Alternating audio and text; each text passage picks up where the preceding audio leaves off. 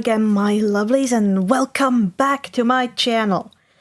If there is any audio quality change, then that is because I am still trying to figure out how to configure the updated version of my voice changing app through which I run most of my microphones due to it having a better quality than the microphone alone.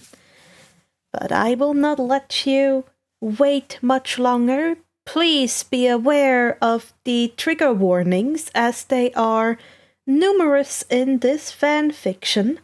It is rated mature and RogueDruid has given us warnings of graphic depictions of violence as well as major character death.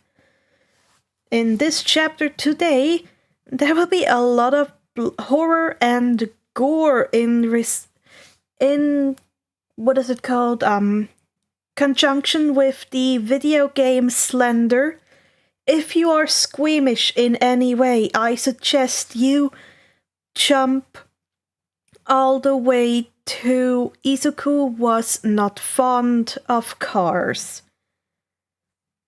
I'm looking through, and as soon as simulation starts again, I suggest you skip again to after Izuku wakes up, because those are terrible flashbacks. There will be a third flashback as well to the simulation, which will go until the very end. I will be putting in the the time spots on where to skip to once you reach that section. You have been warned. Locked in Digital. Written by RogueDruid, Icarius51. Read by Tilir. Chapter 3. Autosave is on. Trigger warnings. Horror, gore, and violent death.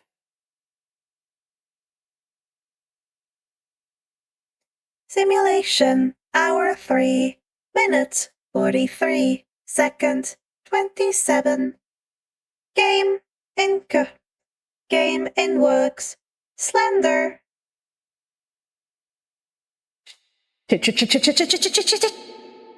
Izuku chanted as he booked it, the fourth page already fading away in flakes of white dust in his hand.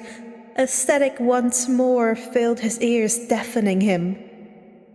He kept catching glances, bits and pieces from the corner of his visions, a pale face flickering in the moonlight of the trees. Suddenly, he tripped. A root was raised just high enough to catch his ankle, and a flash of sharp, hot pain shot through him as he crashed into the ground, the flashlight bouncing and skittering away. He gasped in pain, his ankle feeling wrong. He groaned and shifted, trying to stand, only to scream in pain and collapse, tears welling in his eyes as the fire in his nerves took his breath away, leaving him gasping and shuddering, fighting to lift his torso up so he was leaning against a tree. He glanced at his ankle. In the pale moonlight he could see pale, glistening blood and white bone. He screamed.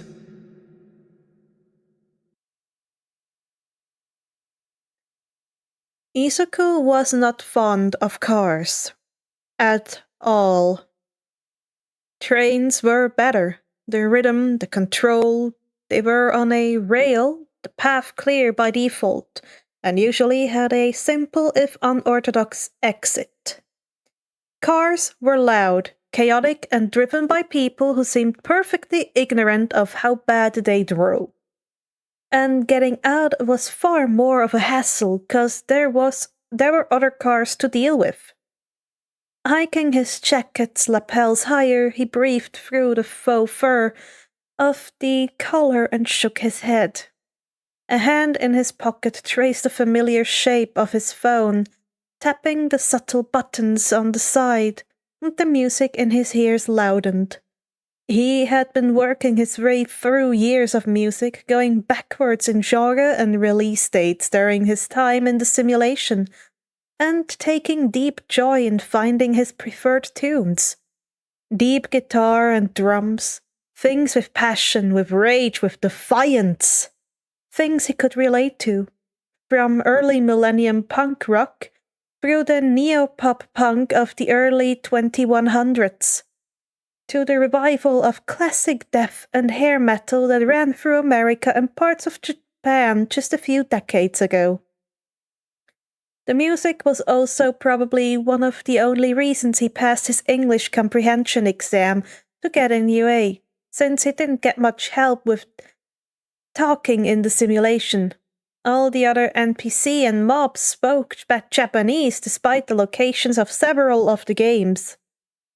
Sighing softly, not that it was audible or visible behind the high collar of his cloak and the unmoving set of his shoulders as he leaned in the corner of the train car, he let the music flow through him.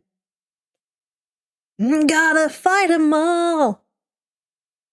A 7-nation army couldn't hold me back. He let his eyes flutter half-closed, trying to block out just how painfully aware of the world he still was. They're gonna rip it off! Taking their time right behind my back. There, 3 rows behind him, the girl with vines for hair was biting her lip, and he could hear the faint hiss of a muttered prayer as she scowled at her phone. She had a haptic feedback option on, the faint beep and hum of her button presses audible. It was harder to not instantly process what she was typing. That would be rude. I'm talking to myself at night because I can't forget. The 3 businessmen standing near the door are talking finances.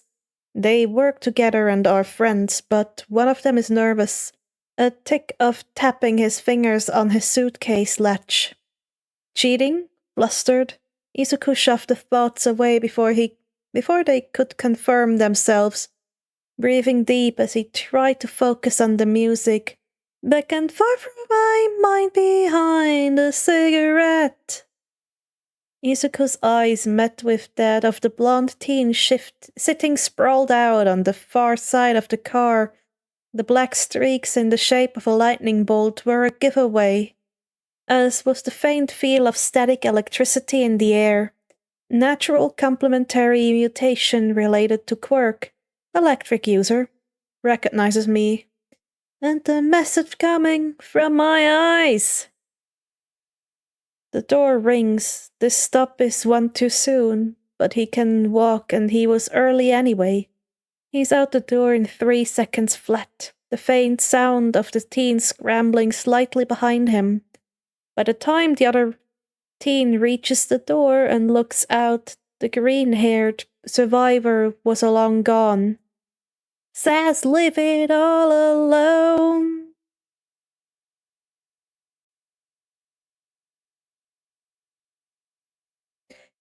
Simulation, hour 3, minutes 50 seconds 26. Game in progress. Slender. Run 1. Izuku screamed again as he tried to reach down and push his bone back into place, eyes flashing white and black from the pain surging through him. When he opened his eyes, he couldn't hear his screams. All he could hear was static. All as the featureless, pale face leaned over him, see the sharp black suit underneath the unrealistically tall proportions, and then suddenly the face wasn't a smooth white plane. Its pale skin was marble smooth, began to writhe and distend, long, rigid shapes pushing, and twisting before its white facade began to rip and tear, carving pitch black and bright bloody lines, long lines stretching like loose stitching, revealing teeth and eyes and teeth. Pain, so much pain. Ripping, teeth and flesh in the throat, even as thick and ice-cold tendrils circles limbs and began to pull. Bone cracking with fireworks and explosions of pain that wiped away thought and action and left only the static fire of agony. Then the world faded away, and he knew nothing more. Run terminated by user death. Resetting avatar to safe room. Death count 1. Izuku woke up screaming.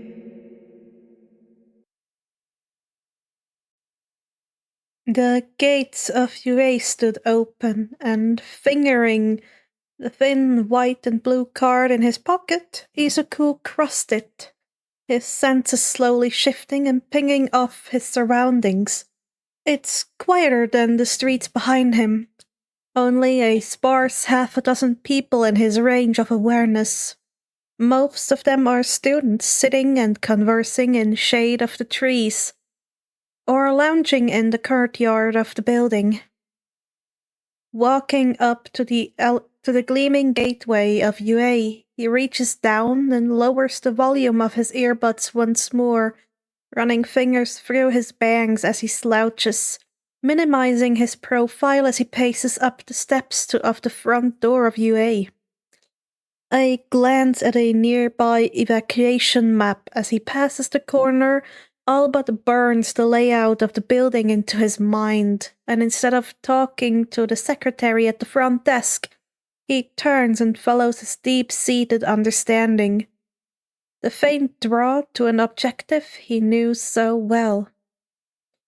Nezu, the headmaster, office should be near the teacher's lounge, upper floor, best angle over the outer wall. That's a matter of minutes for him to follow the draw, a sign pointing to the teacher's lounge, an elevator with a card scanner and a teacher's only sign, the mental map of where the high ground is.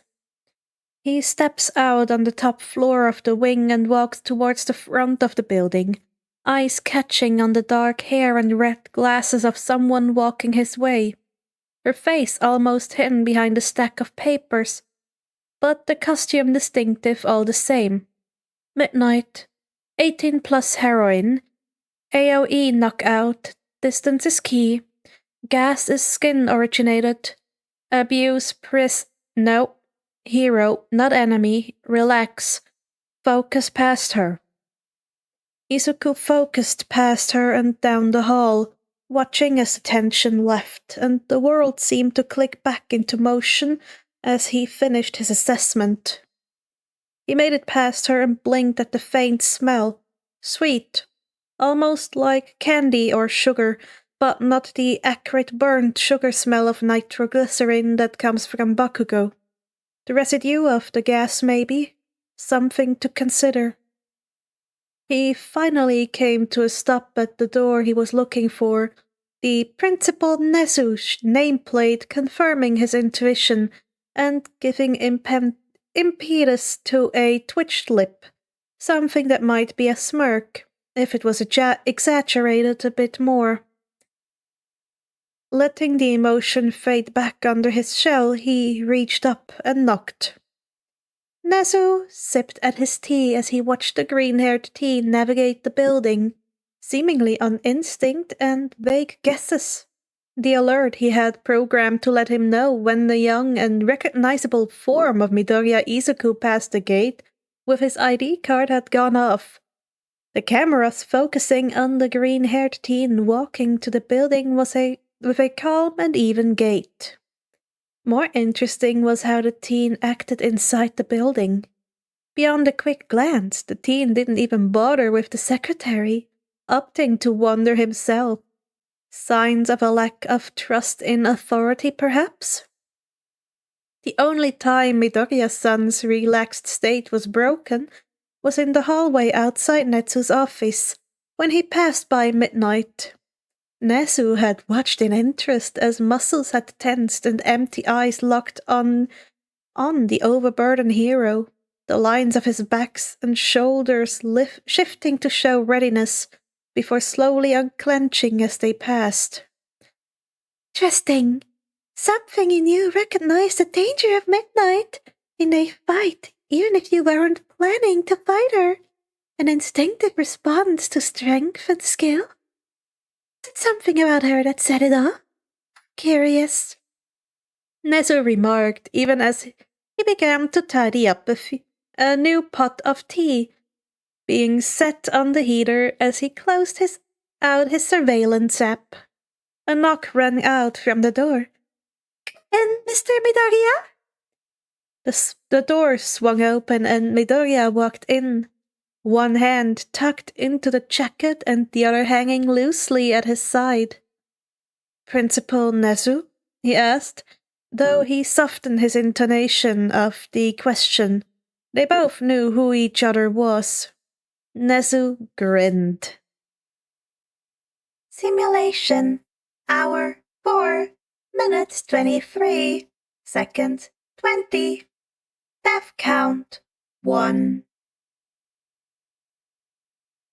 Izuku shuddered once more, sitting half-naked in the bright utilitarian shower, the water above him.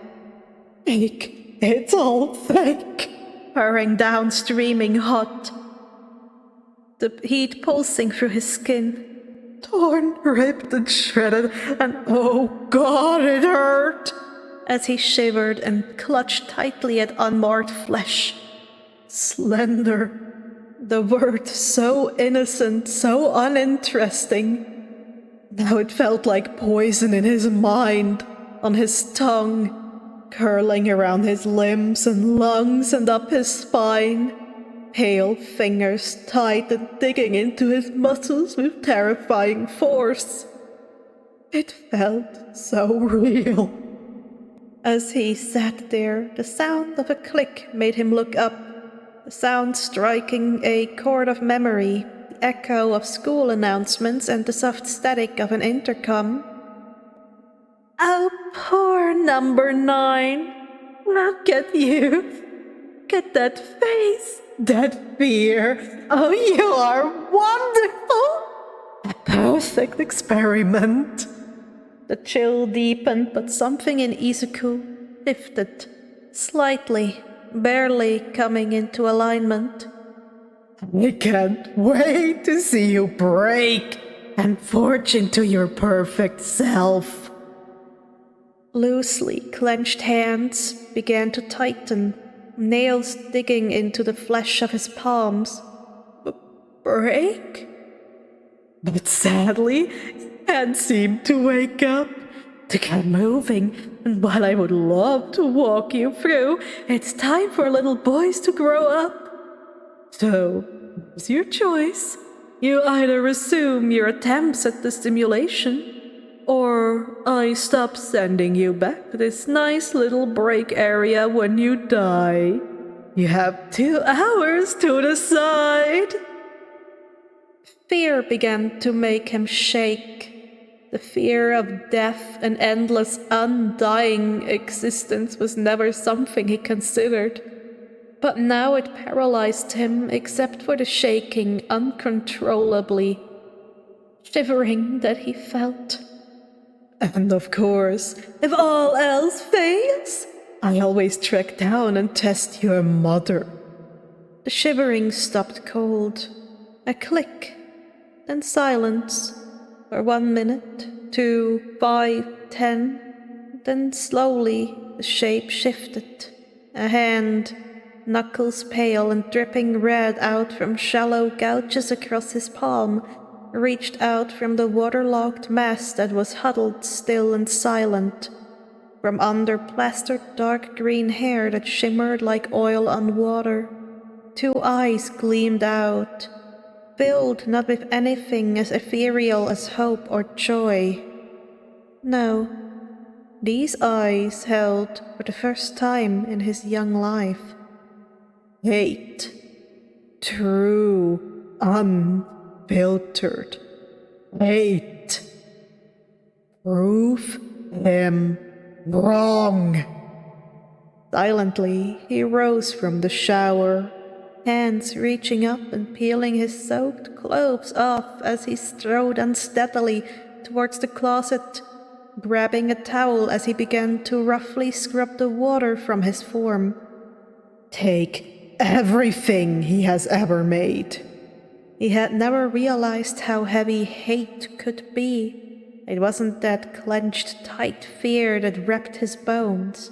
It was a deep chill of a death reversed that had clung to his lungs and pulse. Take his dream. No, this was a heavy, hot weight. Take his mind. It slid down his throat, taking his words with it. His soul. It settled in his gut, sinking into his stomach and heart with a deep, heavy hum, and burn it to the ground.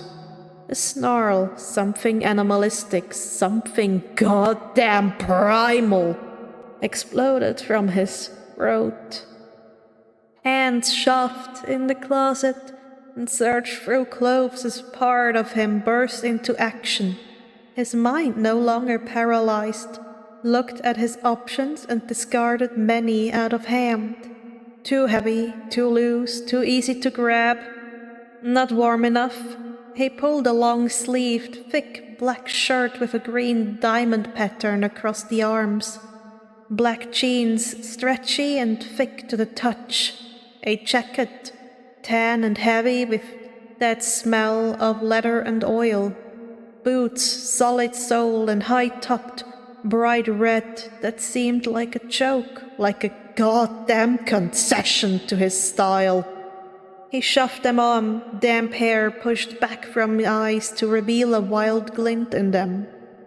He slammed his fist on the door's button, a sharp stomp and stride to the podium. The screen barely came alive as he soared a word. Slender! With that, he appeared in the forest, rage thumping his chest. He wanted Izuku to break? Fuck that! As the first undercurrent of static began, Izuku was already running, boots thumping through the grass as the flashlight clicked on. The world seemed etched in black and white, the thumping blood and his anger in his chest chasing the cold of the forest away. He was going to find his way out of the simulation. He was going to track down who put him here. And then he was going to beat the asshole who threatened his mom to death with his bare hands. And that was it for today. I really hope you enjoyed. I hope you took it to mind the trigger warnings. It will only get downhill from here for poor little Izuku. And I will not let you wait. I hope you had yourself a drink, something to eat. Sat back and relaxed, because you deserve a break, sweetheart. And with that, go check out the link in the description to give RogueDruid all the kudos as they deserve. And additionally, if you enjoy my content, why not consider liking and subscribing to be up to date for whenever I post? With that, I'll see you next time, my lovelies. Bye-bye.